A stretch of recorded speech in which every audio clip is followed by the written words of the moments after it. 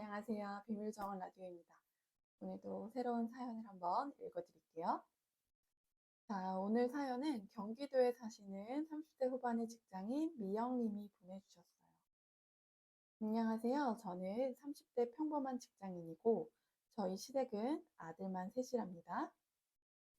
첫째 형님은 15년 때 전업주부로 시댁의 온갖 수발을 다 듣고 사셨고요. 세 며느리 중에 시어머님께 가장 잘하는 며느리입니다. 아버님이 일찍 돌아가셨기 때문에 첫째 형님이 어머니를 극진히 보살피기도 하셨고 반찬이며 청소며 많이 도와드리기도 했어요. 첫째 형님은 그만큼 성품이 정말 따뜻하신 분이죠. 하지만 어머님은 늘 그 많은 것들을 그저 며느리의 도리쯤으로 생각하시는 듯 하셨어요. 저는 둘째 며느리예요. 저희는 둘 다 직장인 부부입니다. 둘 다 맞벌이를 하면서 매달 시어머니 용돈을 조금씩 챙겨드리고 있어요. 그저 첫째 형님처럼 자주 찾아뵙지도 못하고 또 혼자 계시기도 하니 용돈으로나마 저희의 의무를 다할 셈이었죠. 막내 도련님이 결혼하시기 전까지는 나름 평화가 유지되고 있었답니다. 막내 도련님이 법조계의 집안의 딸인 지수와 결혼하면서 집안의 공기가 확 바뀐 게 느껴졌어요. 막내 도련님은 세 형제 중에서 가장 좋은 대학에 외모도 가장 출중하고 또 능력도 가장 좋아요. 그런 막내 도련님이 법조계의 딸과 결혼을 하자 시어머니는 온 동네방네 떠들고 자랑을 하고 다니더군요. 막상 막내 동서는 직업도 없었지만 그저 법조계의 딸이라는 것만으로도 어머님의 큰 자랑거리가 되었지요. 혼수 또한 저와 첫째 형님과는 정말 차원이 달랐어요. 명품백에 고급 이불에 정말 입이 떡 벌어지더군요. 저희는 알게 모르게 주눅이 들기 시작했어요. 은근한 기싸움도 결혼 전부터 조금씩 있었고요. 결혼식 역시 호텔에서 아주 성대하게 치러졌습니다. 부럽기도 하면서도 또 고상한 척하고 저희를 등한시하는 어머님이 조금은 얄밉기도 했어요. 하지만 어머님의 마음을 이해 못하는 것도 아니었지요. 힘들게 홀로 아들 셋을 키우면서 이렇게 자랑스러운 순간이 또 있을까 싶기도 하니까요. 그리고 막내네가 결혼한 후에 아버님의 첫 제삿날이 되었답니다. 얘 첫째야, 너는 전을 왜 그렇게 두껍게 부치니? 이게 지순의 친정에서 보내준 최고급 한우인데 이렇게 부치면 얼마나 맛이 없겠니? 아휴, 아무튼 좋은 걸 먹어봤어야 알지. 아, 어머니, 손님들 오시기 전에 얼른 끝내려고 좀 서두르다 보니까 그렇게 됐어요. 너무 죄송해요. 어머니, 저 왔어요. 어머, 형님, 이걸 혼자 다 하신 거예요? 동서는, 동서는 아직 안 왔어요? 시어머니가 말했어요. 지수는 어제 집안 모임 때문에 너무 피곤할 것 같아서 내가 그냥 천천히 오라고 했어. 걔는 손이 귀한해졌니? 예, 너도 왔으면 입만 놀리지 말고 저기 얼른 가서 설거지나 좀 도와라. 정말 기가 찼어요. 지수가 판사도 아니고 그저 판사 집안의 딸이라는 이유만으로 시어머니는 지수를 상전대접했죠. 손이 귀한 애라며 저도 손이 귀한 딸입니다. 음식이 다 준비되자 지수가 화려하게 나타났어요. 어머, 형님들 너무 고생하시네요. 제가 너무 늦었죠? 이 많은 전을 다 부치신 거예요? 어머니, 저 왔어요. 시어머니는 버선발로 뛰쳐나가면서 아이고, 우리 지수 언니, 어서 안으로 들어가자. 예, 첫째야, 지수 마실 시원한 식혜 좀 내와라. 식사 자리는 더 가관이었어요. 식사 자리에서 어머니는 대놓고 상가 이야기를 꺼내셨지요. 상가는 어머님이 아버님이 살아계실 때 갖고 있던 유일한 재산이에요. 상가 이야기를 꺼내시면서 며느리들을 줄 세우기 시작했어요. 내가 오늘 아주 중요한 얘기를 할 거야. 거기 있는데 상가 있잖아. 그거 이제 명의를 좀 넘겨주려고 해. 거기 지수 오빠가 어디 변호사 사무실 오픈한다 들었는데 그거 혹시 넘겨줄까 해서. 어머, 진짜요, 어머니? 안 그래도 오빠가 목 좋은 자리를 찾고 있었는데, 어머니 상가 자리면 정말 딱일 것 같아요. 제가 어머니 노후는 확실하게 책임질게요. 감사해요. 저는 너무 기가 차서 어머님께 말했어요. 어머니, 그 상가는 예전에 저희 아파트 대출금 힘들 때 도와주신다고 약속하셨던 거잖아요. 저희 부부 지난 5년간 어머니께 병원비며 생활비 매달 꼬박꼬박 챙겨드렸던 거 잊으셨어요? 예, 그거는 자식으로서 당연한 도리가 아니겠니? 넌 어디서 돈 얘기를 꺼내니, 어머니한테? 너희가 지순애처럼 나한테 혼수를 거하게 해줬니? 뭘 해줬니? 억울하면 너도 친정에서 혼수를 두둑히 해오던가. 아, 옆에서 묵묵히 갈비를 나르던 첫째 형님의 손이 떨리고 있었지요. 첫째 형님이 반찬을 놓다가 실수로 지수의 가방에다가 반찬을 쏟았어요. 미안해, 동서. 내가 얼른 닦을게. 아니요, 형님, 괜찮아요. 그깟 가방 금방 닦으면 되죠. 괜찮아요. 시어머니는 형님에게 당장 사과하라고 소리쳤어요. 어머니, 저는 정말 괜찮은데? 사과를 하라는 말에 저는 들고 있던 물컵을 그대로 식탁 위에 쾅 하고 내려놨어요. 키가 거꾸로 솟더군요. 어머님, 제발 그만 좀 하세요. 어머님, 형님이 어머님 종이에요? 지금 아래 위가 있지. 실수로 그런 걸 가지고 이렇게까지 하신 이유가 뭐예요? 뭐? 너 지금 시어미한테 눈을 똑바로 뜨고 이게 뭐 하는 짓이야? 하면서 어머님이 저한테 소리를 바락바락 지르기 시작한 거예요. 저도 이제 더 이상 기운이 남아있지 않았어요. 맞서야 했어요. 네, 어머니 저도 똑바로 보세요. 동서, 너도 그래. 너 아까부터 손 하나 까딱 안 했지? 너 그렇게 공주 대접 받으니까 세상이 다 네 것 같아? 판사 집안 딸이면 뭐하니?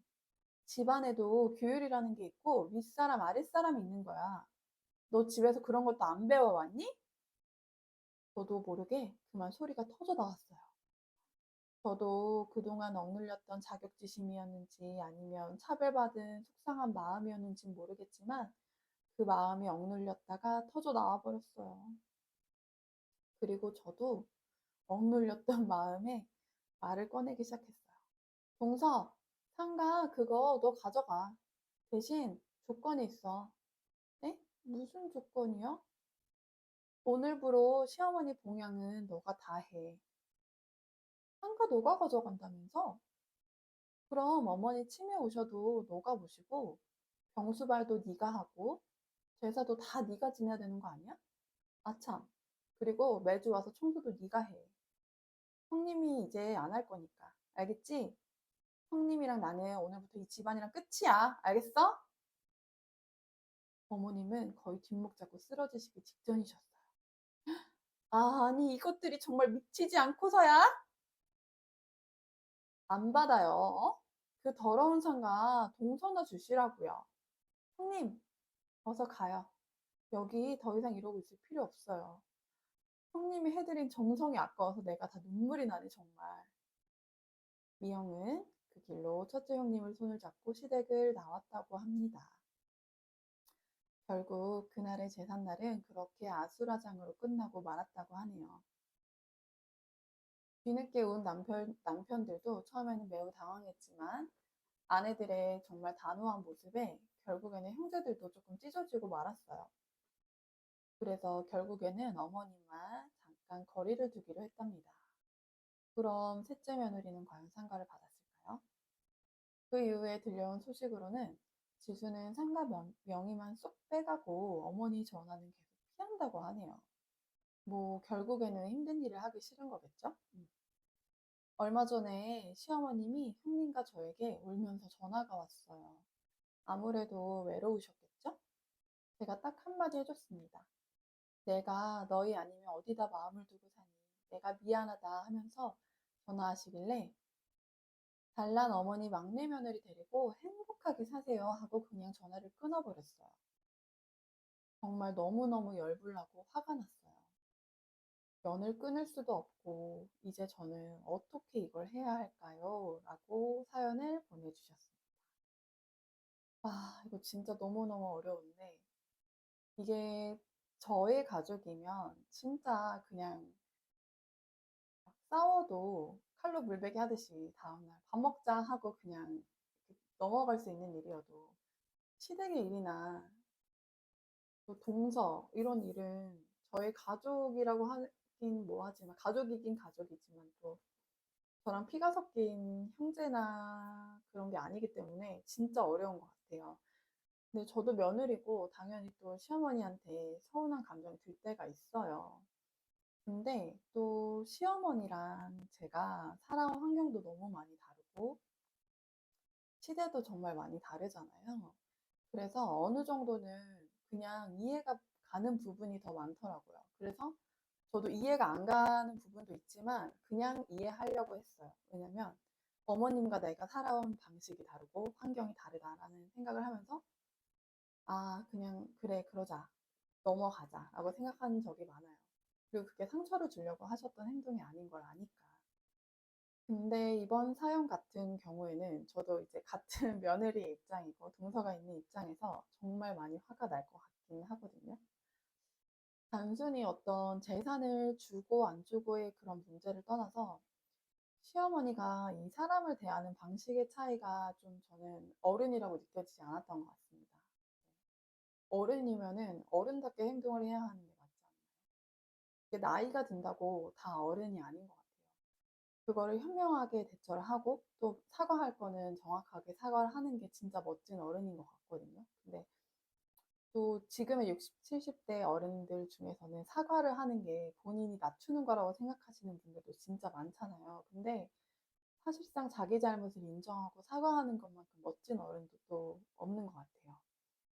저도 사실 어린 시절에 친척한테 이런 비슷한 건 아니지만 어떤 이 사촌끼리의 친척 중에서 비슷한 차별을 당한 적이 있어요. 근데 그게 아, 진짜 되게 아직도 마음에 엄청 깊게 박혀서 잊혀지지가 않거든요.